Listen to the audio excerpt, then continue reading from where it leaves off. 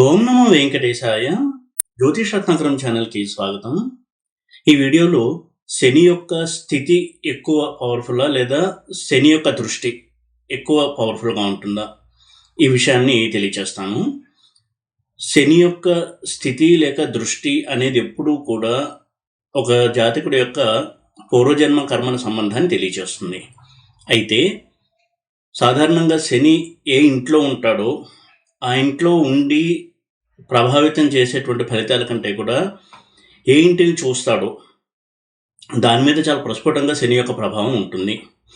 శని స్థితినే కాదు, దృష్టిని కూడా మనం పరిశీలనలోకి తీసుకోవాలి. అన్ని గ్రహాలకి వారు ఉన్నటువంటి స్థానం నుంచి 7వ స్థానం మీద దృష్టి ఉంటుంది. అయితే శనికి 2 ప్రత్యేకమైనటువంటి దృష్టిలు కూడా ఉన్నాయి. ఒకటి 3వ ఇల్లు, ఇంకోటి 10వ ఇల్లు. అంటే శని తానున్న ఇంట్లోంచి 3rd హౌస్ని 10th హౌస్ని కూడా చూస్తాడు. అయితే మిగతా గ్రహాలకి 7th హౌస్ ఆస్పెక్ట్ కూడా ఉంటుంది. ఇలాగా అదనపు దృష్టిలో ఉండడంలో గల రహస్యం ఏంటి, ఎందుకు ఈ దృష్టిలో శనికి ఇవ్వబడ్డాయి, దానికి ఉన్న ప్రత్యేకత ఏమిటని చూసినట్టయితే 3rd హౌస్ అనేది ఎప్పుడూ కూడా లగ్నం నుంచి సాధారణంగా మనం 3rd హౌస్ని చూస్తే సంబంధ బాంధవ్యాన్ని తెలియచేస్తుంది. అందుకే సోదరుల స్థానం కూడా అంటారు 3rd హౌస్ని. మన చుట్టుపక్కల ఉన్న వాళ్ళు, మన నైబర్స్ అంటాం, ఇరుగు పొరుగు వాళ్ళు, అలాగే ఒక సంస్థలో పనిచేస్తుంటే సహోద్యోగులు, అందరితో కలిసి పనిచేసి ముందుకెళ్ళడం, ఇలాంటివి తెలియచేస్తుంది 3rd హౌస్. 10th హౌస్ని చూసినట్టయితే అది కర్మస్థానం. ఒక వ్యక్తి తన కర్మల ద్వారా సమాజంలో ఎటువంటి స్థానాన్ని పొందుతాడు, తన కర్మల్లో ఉన్నటువంటి క్వాలిటీ ఏంటి, ఎటువంటి కర్మలను ఆచరిస్తాడు, ఎటువంటి కర్మలను అతను ఆచరించి ఉంటాడు పాస్ట్ లైఫ్లో, ఇలాంటివన్నీ చూపిస్తుంది 10th హౌస్. లగ్నం నుంచి ఎలాగైతే మనం ప్రతి హౌస్ని అనలైజ్ చేస్తామో, ప్రతి గ్రహం యొక్క ప్లేస్మెంట్ నుంచి కూడా హౌసెస్ని అనలైజ్ చేయాలి. ఆ విధంగా చూసినప్పుడు శని నుంచి 3rd హౌస్, శని నుంచి 7th హౌస్, శని నుంచి 10th హౌస్, ఇవి చాలా ముఖ్యమైనటువంటి హౌసెస్గా మనం పరిగణలోకి తీసుకోవాలి. శని ఉన్న స్థానం నుంచి 3rd హౌస్లో ఒక గ్రహం ఉంది అంటే ఆ గ్రహం మీద శని యొక్క 3rd ఆస్పెక్ట్ ఉంటుంది. శని స్థితి నుంచి 3rd హౌస్ అర్థం ఏంటి అంటే, వారు పాస్ట్ లైఫ్లో కర్మలు చేసినప్పుడు ఎటువంటి ఇంపాక్ట్ అంటే ప్రభావం ఇతరుల మీద కలిగింది. 3rd హౌస్ అనేది కమ్యూనికేషన్, రిలేషన్స్, ఇలాంటి వాటిని సూచించేటువంటి హౌస్. శని నుంచి 3rd హౌస్లో ఒక గ్రహం ఉంది అంటే శనికి ఆ గ్రహానికి 3-11 రిలేషన్ ఉంటుంది. అంటే శని నుంచి 3rd హౌస్లో ఆ గ్రహం ఉందంటే ఆ గ్రహం నుంచి శని 11th హౌస్లో ఉన్నాడు. 11th హౌస్ అనేది కూడా లాభస్థానము, అలాగే తాను చేసిన కర్మల ఫలితాన్ని అనుభవించేటువంటి స్థానం. కాబట్టి 3rd హౌస్లో ఒక ప్లానెట్ ఉంది, దాని మీద శని దృష్టి ఉంది అంటే తాను చేసేటువంటి కర్మల వలన తన స్వార్థంతో పనిచేసి ఇతరులని కష్టపెట్టాడా, లేదా తాను చేసే పని వలన తాను మాత్రమే కాదు ఇతరులు కూడా లబ్ధి పొందారా, ఇలాంటి విషయాల్ని చూడాల్సి ఉంటుంది. మౌలికంగా ఇలాంటి ఒక దృష్టికోణంతో మనం చూడాలి 3rd ఆస్పెక్ట్ని. అలాగే 10th ఆస్పెక్ట్ చూసినట్టయితే కర్మస్థానం. ఒక ప్లానెట్ 10th హౌస్లో ఉంది అంటే శనికి అక్కడి నుంచి 4th హౌస్లో శని ఉన్నట్టు అర్థం. అంటే 4-10 రిలేషన్లో ఉంది. ఇది గృహ సౌఖ్యము, తానున్న ఎన్వైర్న్మెంట్లో తనకున్నటువంటి పేరు ప్రఖ్యాతులు కావచ్చు, ప్రతిష్ట, ఇటువంటి పనులు చేస్తూ సమాజంలో ఉన్నత స్థానాన్ని పొందుతున్నాడు, తాను చేసే పని వలన తనకు ఎలాంటి గుర్తింపు ఉంది, ఇలాంటివన్నీ తెలియజేస్తుంది ఈ రిలేషన్. ఇక 3rd ఆస్పెక్ట్ కంటే 7th ఆస్పెక్ట్ బలమైంది, 7th ఆస్పెక్ట్ కంటే 10th ఆస్పెక్ట్ అనేది బలంగా ఉంటుంది. అయితే శని డైరెక్ట్ మోషన్లో ఉండి ఒక రాశిని లేదా ఒక గ్రహాన్ని చూడడం కంటే రెట్రోగ్రేడ్ మోషన్లో ఉండి అంటే వక్రించి ఒక గ్రహాన్ని ఒక స్థానాన్ని చూడడం అనేది మరింత ప్రాముఖ్యతను సంతరించుకుంటుంది. ఎప్పుడైతే వక్రించాడో పాస్ట్ లైఫ్ కర్మ చాలా స్ట్రాంగ్గా ఉన్నాయి, కరెక్టివ్ యాక్షన్స్ తీసుకో అని మనకి శని తెలియజేస్తూ ఉంటాడు. ఇది ప్రధాన అర్థంగా తీసుకోవాలి. ఇక శని ఒక స్థానాన్ని వీక్షిస్తున్నాడు అంటే ఆ స్థానానికి సంబంధించినటువంటి, ఆ గ్రహానికి సంబంధించినటువంటి పనుల్లో జాతకుడు కొన్ని పొరపాట్లు చేశాడు పాస్ట్ లైఫ్లో, అవి మనకి ఎత్తి చూపిస్తాడు. అంటే ఒక అద్దంలో చూపించినట్టు శని మనకి చూపిస్తాడు. వాటిని గుర్తించి మనం సవరించుకోవాలని దాని అర్థం. మౌలికమైనటువంటి అర్థం ఇది, ప్రధాన అర్థం. ఇలా మనం గ్రహాల యొక్క వీక్షణ స్థితిని అర్థం చేసుకోవాలి. ముఖ్యంగా శని విషయంలో ఏ గ్రహానికైనా ఇది అప్లై అవుతుంది. అయితే శని ఉచ్చలో ఉండి ఒక గ్రహాన్ని లేదా స్థానాన్ని చూడడం అనేది కూడా చాలా ముఖ్యమైనటువంటి అంశం. అలా ఉంది అంటే ఏ గ్రహాన్ని అయితే, ఏ స్థానాన్ని అయితే వీక్షిస్తున్నాడో వాటికి సంబంధించినటువంటి కర్మలు చాలా స్ట్రాంగ్గా ఉన్నాయి. అందులోనూ వక్రించి ఉచ్చలో ఉండి ఒక స్థానాన్ని లేదా ఒక రాశిని లేదా ఒక గ్రహాన్ని వీక్షిస్తున్నాడు అంటే దానికి సంబంధించినటువంటి కర్మలు బలంగా ఉన్నాయి. అవి మంచివి కావచ్చు, చెడు కావచ్చు. యోగంలో ఉండొచ్చు, లేదా చాలా కష్టాలు పెట్టేటువంటి స్థితిలో ఉండొచ్చు. వాటిని సవరించుకునేటువంటి ప్రయత్నం చేయాలి.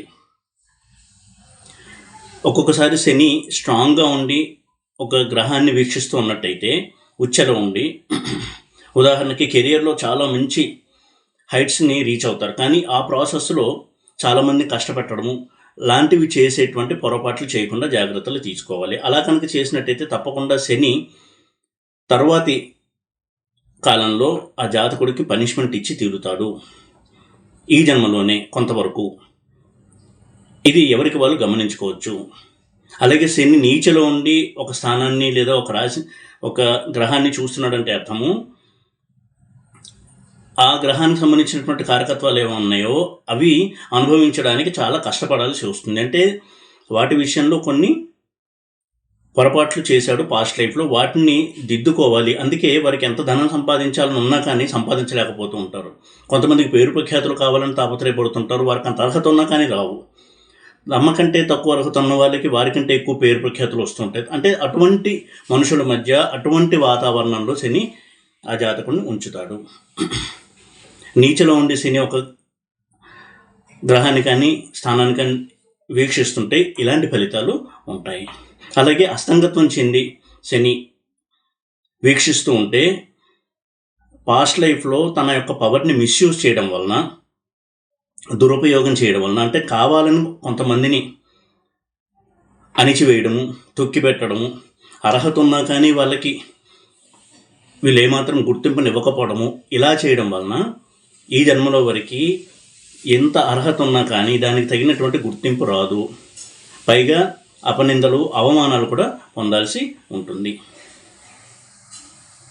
అస్తంగత్వం చెందిన ఏ గ్రహమైనా కానీ పూర్వజన్మలో చేసినటువంటి లోపాలని చూపిస్తాయి. అలాగే శని కూడా, శని విషయంలో కూడా ఇదే సూత్రాన్ని అప్లై చేయాలి.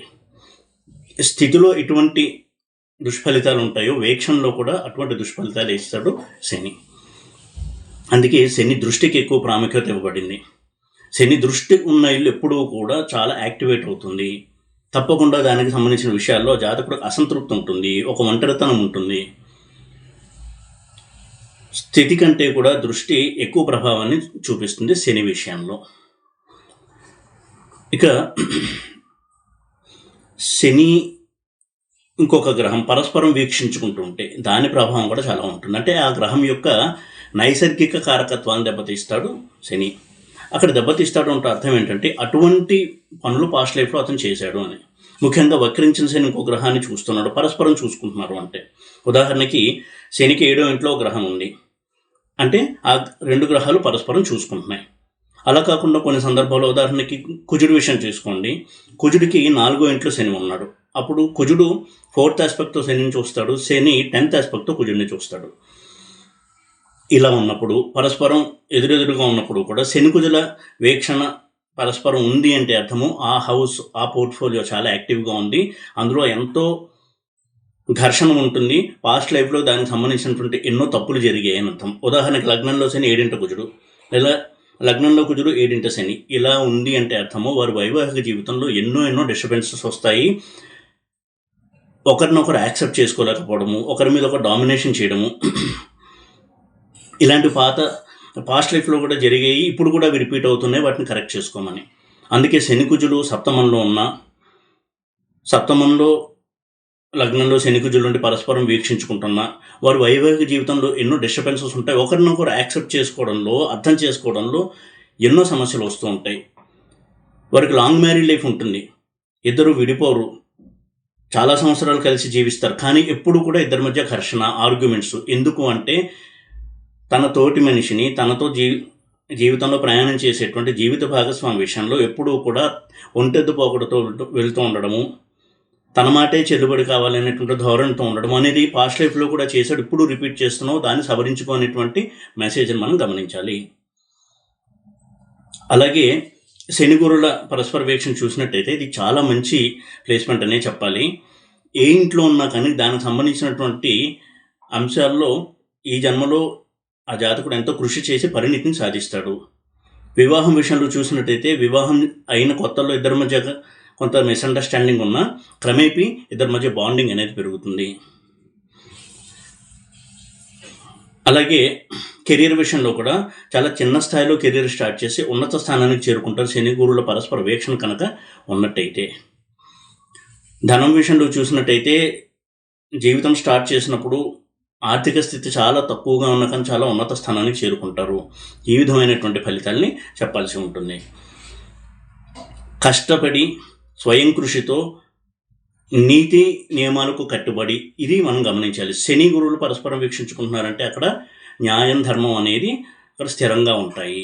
నైతిక విలువలకు కట్టుబడి ఆ బంధాన్ని వాళ్ళు కొనసాగిస్తారు. అది ఉద్యోగం కావచ్చు, వ్యాపారం కావచ్చు, వివాహం కావచ్చు, ఏదైనా సరే, ధనార్జన కావచ్చు, అందులో నైతిక విలువలు అనేవి ఉంటాయి. ఇక శని శుక్రులు పరస్పరం వీక్షించుకుంటుంటే ఇది కూడా ఏ పోర్ట్ఫోలియోలో అయితే ఈ రిలేషన్ ఉందో, అది వివాహం కావచ్చు, కెరియర్ కావచ్చు, ఫినాన్షియల్ స్టేటస్ కావచ్చు, అందులో ఎప్పుడు కూడా ఎదుగుదల ఉంటుంది, స్టడీగా ఎదుగుదల ఉంటుంది, భోగాలకు లోటు ఉండదు, సుఖవంతమైనటువంటి జీవితం ఉంటుంది. అయితే ఆ క్రమంలో ఎంతో అసంతృప్తి కలుగుతూ ఉంటుంది. తన యాటిట్యూడ్ని మార్చుకోకపోవడం వలన అటువంటి అసంతృప్తి అనేది ఉంటుంది. ఉదాహరణకు జీవిత భాగస్వామి విషయంలో తను అర్థం చేసుకునేటువంటి సపోర్టివ్ పార్ట్నర్ వచ్చినప్పటికీ కూడా వీరు వారిని సరిగ్గా అర్థం చేసుకోలేక ఎప్పుడూ కూడా ఒక అసంతృప్తితో వారు జీవిస్తూ ఉంటారు. వారు అవతల మనిషిని చూసేటువంటి యాటిట్యూడ్ని కనుక చేంజ్ చేసుకున్నట్టయితే వారి వైవాహిక జీవితం అనేది చాలా బాగుంటుంది. ఎదుటి మనిషిని అర్థం చేసుకోవడం అనేది నేర్పిస్తుంది శని శుక్రుల పరస్పర వీక్షణ. ఎందుకంటే శుక్రుడు అంటేనే రిలేషన్స్ని ప్రోత్సహించే గ్రహం. మానవతా విలువలు ఇవన్నీ కూడా ఇష్టపడేటువంటి గ్రహం శుక్రుడు. వీరి ధోరణిలోనే ఆలోచించకుండా ఎదుటి వ్యక్తి యొక్క భావాలను అర్థం చేసుకోవడము, వారి యొక్క మనోభావాలు ఎలా ఉన్నాయి, ఆలోచనాధారణ ఎలా ఉంది, వారి ఇష్టాయిష్టాలు ఏంటి, ఇవి కూడా అర్థం చేసుకుంటూ ముందుకు వెళ్ళాలి అని చెప్తుంది శని శుక్రుల పరస్పర వీక్షణ. ఇక శని రవుల పరస్పర వీక్షణ చూసినట్టయితే దాని పితృదోషం అని కూడా అన్నారు. ఎందుకు అంటే రవి అంటేనే ఈగో, డామినేషన్, నాకంతా తెలుసు, నేను చెప్పిందే అందరూ వినాలి, ఐ నో ఎవ్రీథింగ్ అంటది కదా, అలా నాకంతా తెలుసు, ఈ ధోరణి తెలియజేసేటువంటి రవి కనుక శనికి ఆపోజిట్లో ఉన్నట్టయితే ఏ ఇంట్లో ఉంటే అందులో domination, ego, excess ego, false ego, డాంబికము, ఇలాంటి వాటి వలన ఎక్కువగా ప్రాబ్లమ్స్ని కొని తెచ్చుకుంటూ ఉంటారు.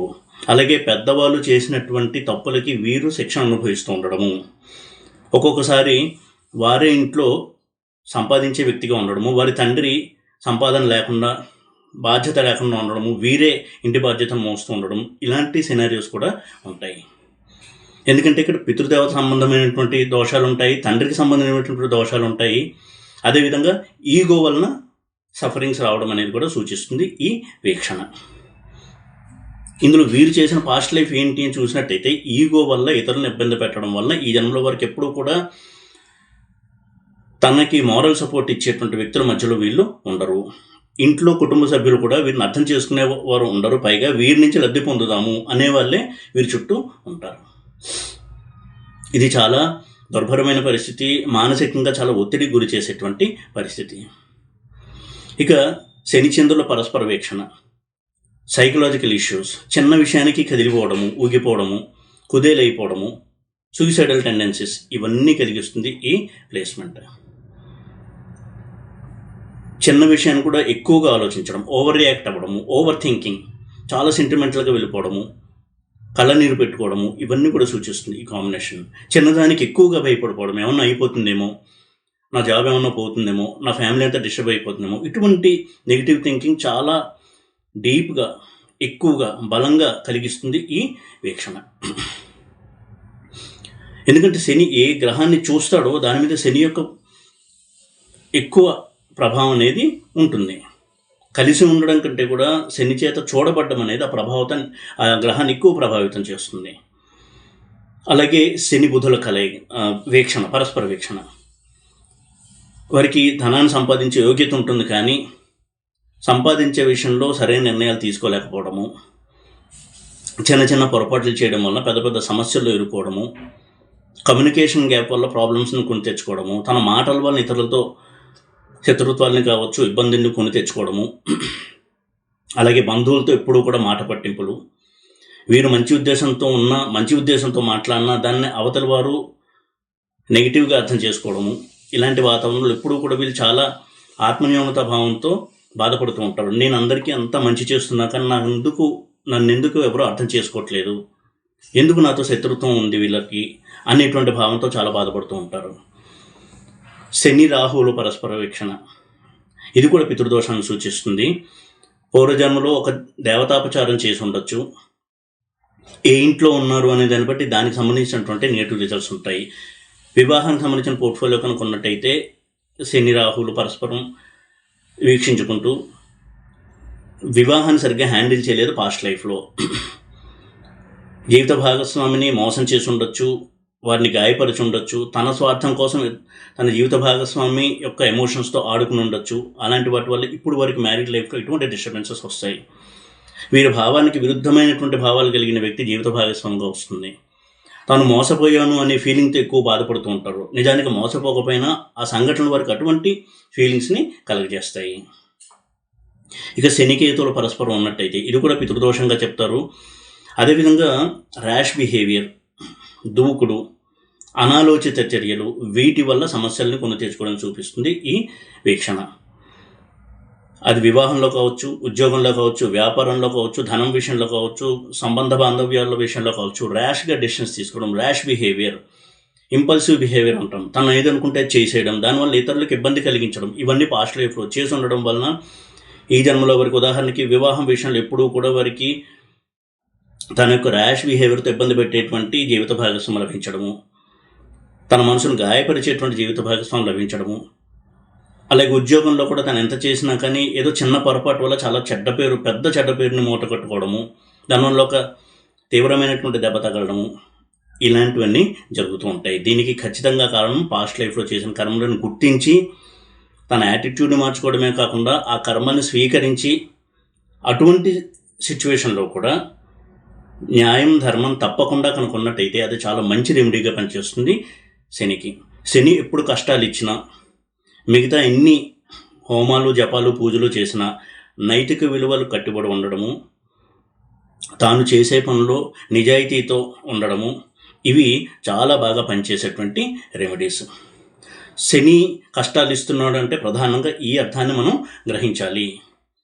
ఇక మిగతా రెమెడీస్ విషయాలకు వచ్చినట్టయితే రెగ్యులర్గా అన్నదానం చేస్తూ ఉండడము, అంటే తన తోటి వారిని ఆదరించడము, తానొక్కడే సుఖంగా ఉండడం కాకుండా అందరూ సుఖంగా ఉండాలి అని మానసికమైనటువంటి ఒక భావజాలాన్ని డెవలప్ చేసుకోవడము, ఏదో రెమెడీ చెయ్యాలి కదా అని దానం చేయడం కాదు, ఒకరి కష్టాన్ని చూసి చెల్లించి వాళ్ళని ఆదుకోవడము, అన్నం లేని వారికి అన్నం ఇవ్వడం కావచ్చు, మిగతా ఏదన్నా లేక బాధపడుతుంటే ఆ వస్తువులను ఇవ్వడము, ఇలా చేయడం వల్ల ఒక సంఘజీవిగా కనుక ఉన్నట్టయితే శని తప్పకుండా ఆ జాతకుణ్ణి ఆశీర్వదిస్తాడు.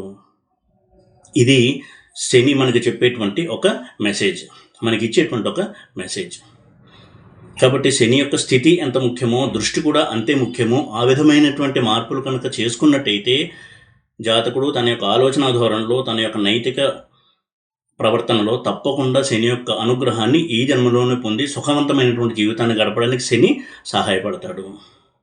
ఈ వీడియో కనుక మీకు నచ్చినట్టయితే లైక్ చేసి, షేర్ చేసి, సబ్స్క్రైబ్ చేయండి. ఓం నమో వెంకటేశాయ.